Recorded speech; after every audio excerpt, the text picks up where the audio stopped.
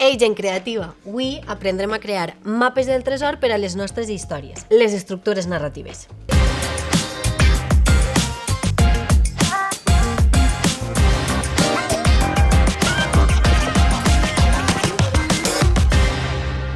Penseu que els escriptors i escriptores comencen pel principi i acaben pel final? Ja us avise que no va així. Escriure és com muntar un puzzle gegant amb peces que pots posar on vulguis, però, ei, si no tens un bon mapa, et pots perdre.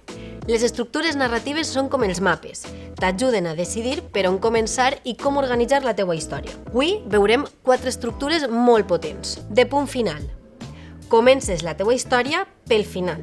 Per exemple, un iaio a punt de morir revela un gran secret familiar. La història rebobina fins al principi i ens porta fins al final on el secret es resol. De punt mitjà. Comences pel punt de gir més emocionant, com una boda on algú entra cridant «Atureu-vos!» i després expliques el que ha passat fins a aquell moment i més enllà, acaba la boda bé o no?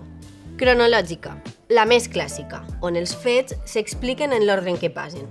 1, 2, 3, ABC. Perfecte per històries lineals. De contrapunt. Vàries històries aparentment sense relació s'entrellacen al final, com la pel·lícula Love Actually. Sí, aquella de Nadal, on totes les línies es troben en un gran moment final. Cada història necessita la seva estructura. Prova de pensar, què farà que aquesta història siga més interessant i enganxe més al lector? Recorda, no tens per què començar pel principi si consideres que el punt mitjà o el final atraparà més al lector. Ara és hora de posar-ho en pràctica. Escriu una història senzilla, com per exemple, una persona troba una nota misteriosa a la butxaca d'un abric vell. Escriu-la amb 2 estructures diferents, com la de punt final i la cronològica, i observa com canvia completament la sensació de la història. Recorda, l'estructura és el teu mapa per arribar al final del tresor. Experimenta, juga amb les peces i troba la millor combinació per a cada història. Ens veiem al proper vídeo.